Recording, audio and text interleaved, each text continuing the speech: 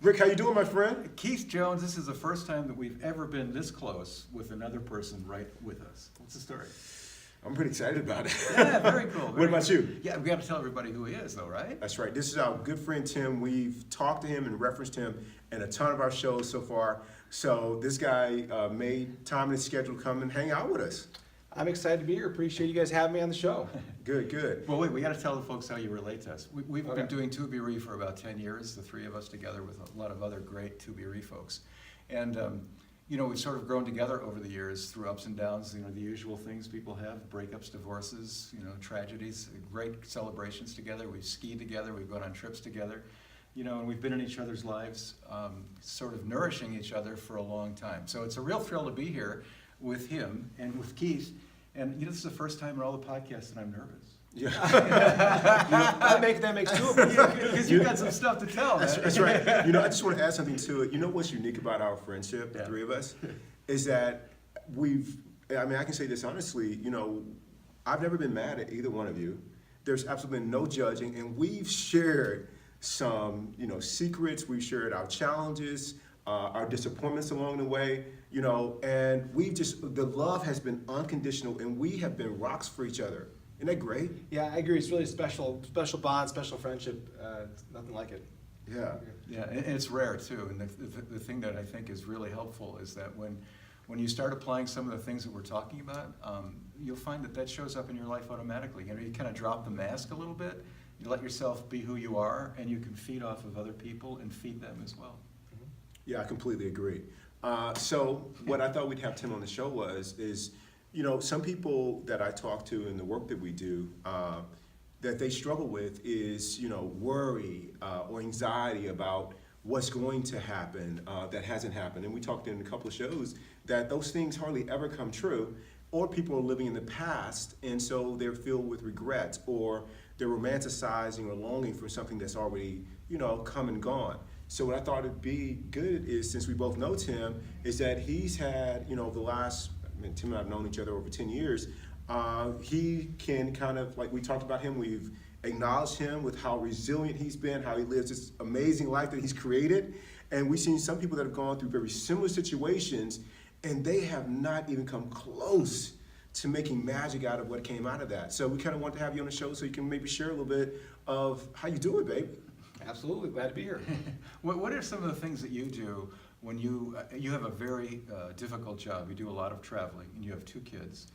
You're a really hands-on dad. Probably this guy is right up in the top 3 fathers of the world. And I don't know who the other No doubt. Top 3, that's good. But how do you coordinate it all, number one? And number two, when you find yourself maybe getting a little anxious, what do you do as a strategy to combat that? It can be very overwhelming, no doubt about it. What I try to do, and it really helps me, is to absolutely stay present in the moment to what I have to accomplish at that moment.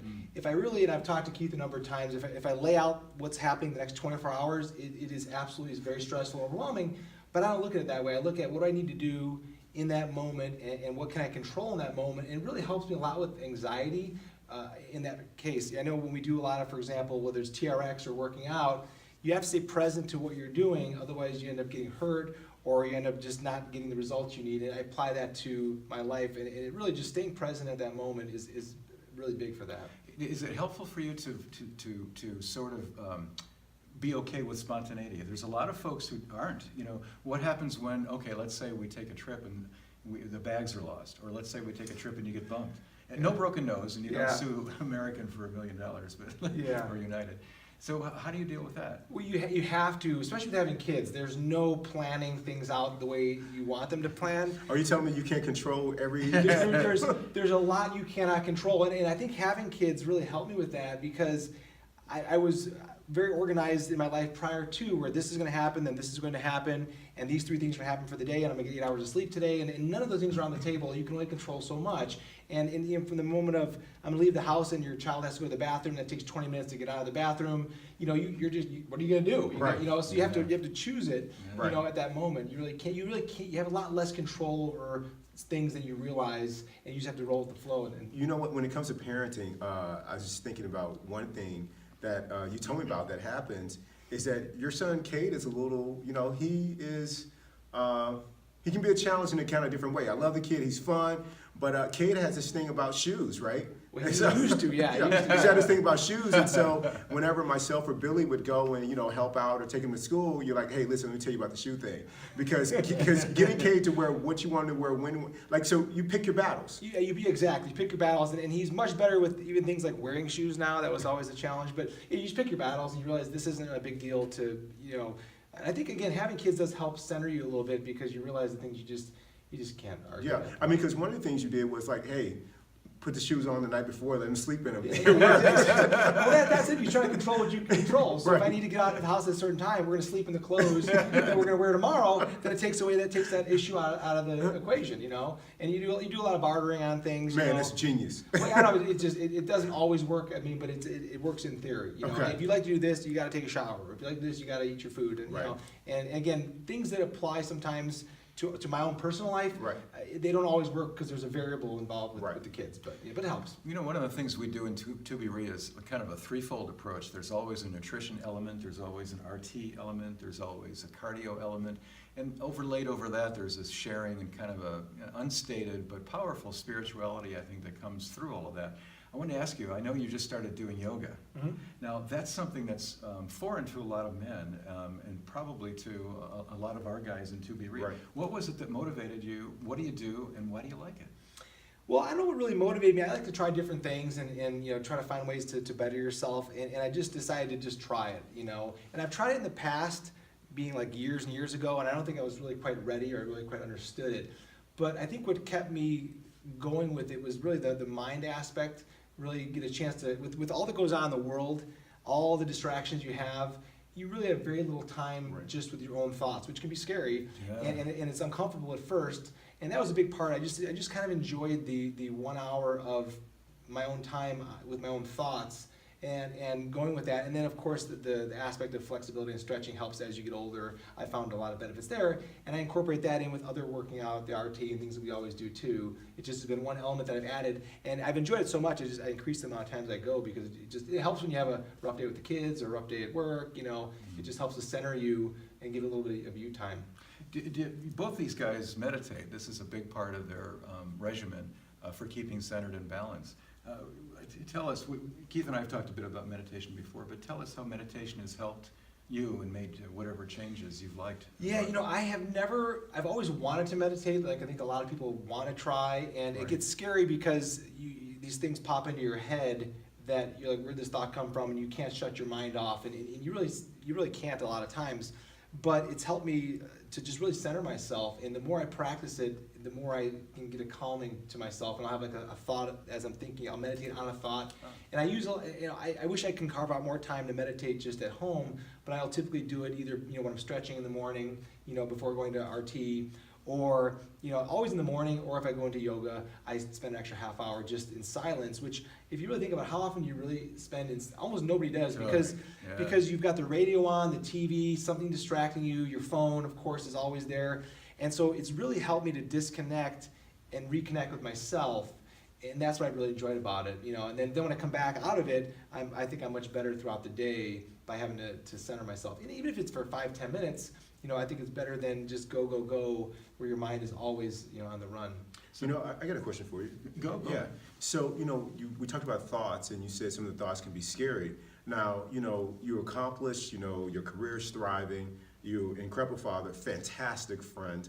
You seem to have it all. So do you, like Rick and I, we talked about the negative self-talk. Like, man, dude, it's like, I gave the example. I wake up in the morning, it's like, hey, it's about time you woke up. I've been waiting for you. So when it's there to greet me, do you have negative self-talk going on too?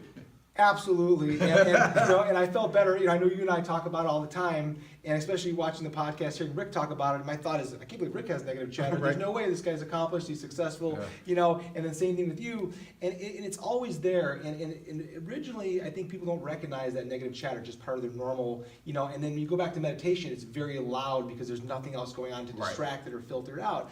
And so I think what I've come to accept is that negative chatter will always be waiting for you there at the end of the bed when you wake up, or whenever it sneaks up on you. Right. It just catches you off guard. And once you accept that and you acknowledge that it's negative chatter, you can then start to feed yourself with positive thoughts that are going to help to reduce it. So what I find is that I've been able to reduce the amount of negative chatter that's there. It lasts a lot less. But it's always there. Right. And almost every day, something will pop in, whatever it might be. So give me an example of like, maybe not now, but in the past, that's been some pretty consistent negative chatter, for you.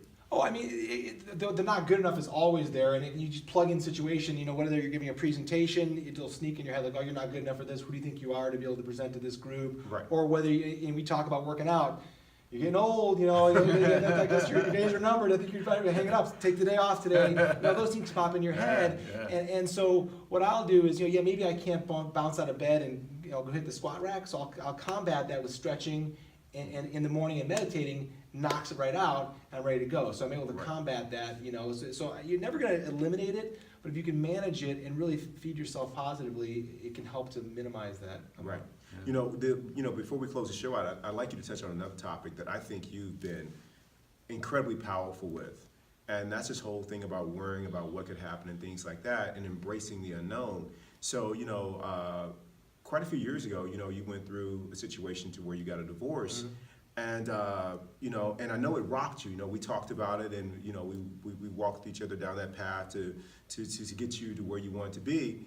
And I was humbled that I was able to just witness the miracle, baby. I mean, because as we were going, we were doing it, Tim and I were joking, and we were like, dude, this is going to be the greatest ToBeRe story.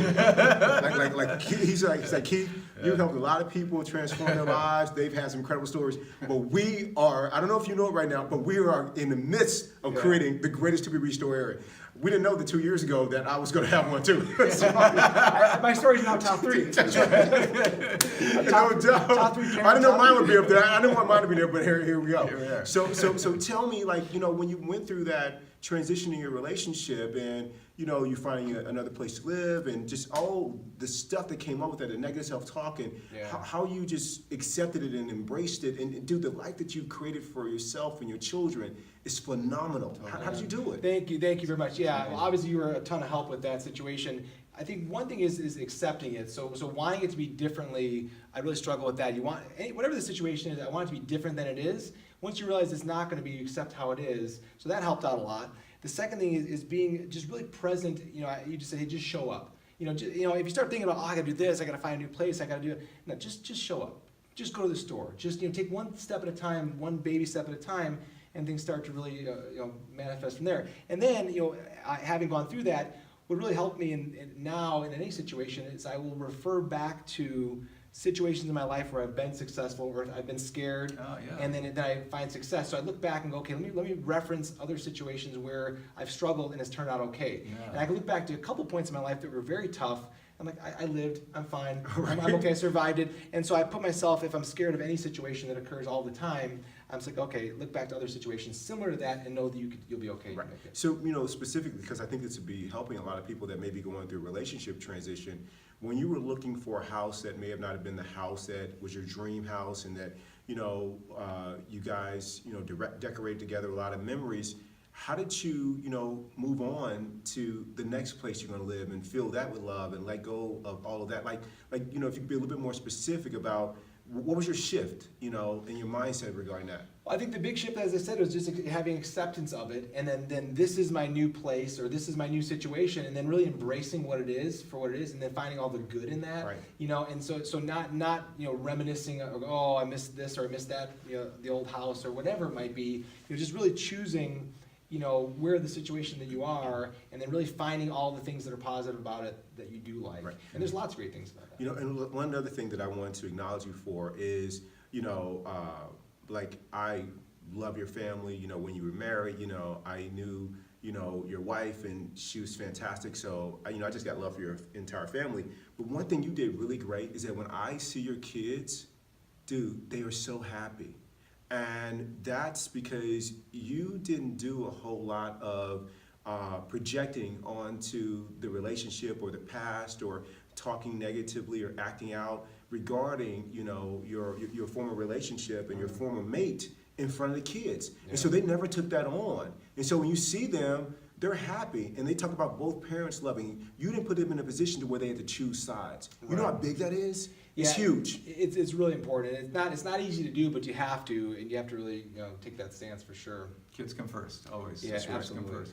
And the ego is what causes us to pit one against the other. We want to look great for our kids, and Yeah. we just don't want to be anything other than a hero. Yeah, and if that means beating down the other person That's what to happens look better, then sometimes. that's what we'll do. Yeah, and I think a lot about what good can come of this if you act a certain way. And there's really I kind of do like Wayne Dyer does. Play it out in your head what's going to happen. I'm like, okay, I don't have to go that route because it'll end up going this way, and I just play it out in my head as opposed to actually lashing out or sending. Absolutely. What are you reading now? Is there anything, we'd like to leave the viewers with some ideas of things that may have, that have helped you, that may be able to help them, like for inspiration or for sticking with your goals or discipline. Can you give us somebody we can include in the show notes? As somebody you'd admire? Something I'm reading right now or something I've read in the past? It doesn't matter. Whatever you think might be helpful for our viewers. Well, right. There's actually a book I'm reading right now. It's the 21-Day Conscious Cleanse, or 21-Day, it's Conscious Cleanse, what it is, and it's by Debbie Ford. Oh, and so Tell about the other books. Yeah, you read so by the Debbie other Ford. book was Spiritual Divorce.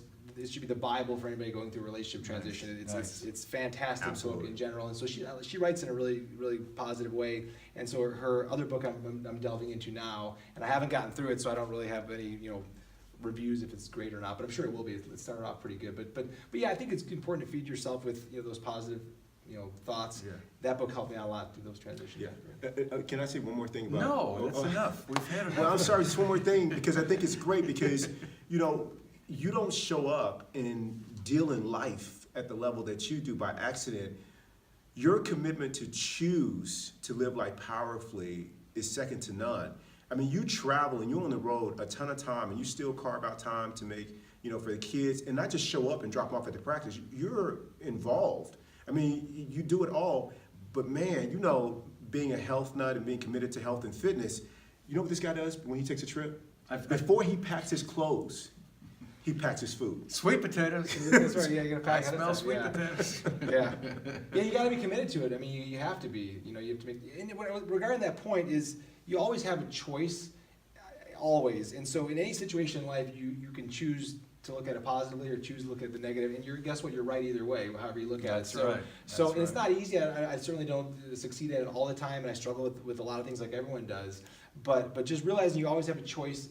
Throughout the day, when you wake up, you have a choice to be happy or not happy. Well, what if this situation is terrible? Well, you can look at it this way or this way. And the other thing I try to always do, even in situations where like this is horrible, this is an awful time, whatever, is what's good about this? What is really something that could be good about this? I try to find those. Sometimes it's hard to find things, but you can always find something, Right. and then focus on that. So, What a great thing for your kids to witness. That you're not just lecturing them. When things come up, you show them how to do it by your own action and your own behavior. That's probably the most powerful lesson that we can ever have in life, is watching somebody else go through something that's really difficult, not complaining, and figuring out an angle that is a win-win for all involved. yeah. And my last word on this thing is, we were talking about having great. A great faith in the idea of discipline and doing things and following through and making the right choices. It's equally important, I think, as we age, to make sure that we have people who are understanding of you and who are willing to go to the extra mile to help you out. Yeah. And we're all that way. Right, yeah, Matt has this quote, we talked about Matt, you're the average of the 5 people you spend the most time with, and I spend a ton of time with you guys, man. It's a good average, yeah. It's a yeah, great it's average. good yeah, having support is really important. Totally. It is. Yeah, You don't have to totally. go about things alone. Yeah. Exactly. Hey, buddy. Thank you guys. Yeah, I right. love being on the show. Hope you get invited back again. This Oh, was fun. absolutely, man. Go take my job.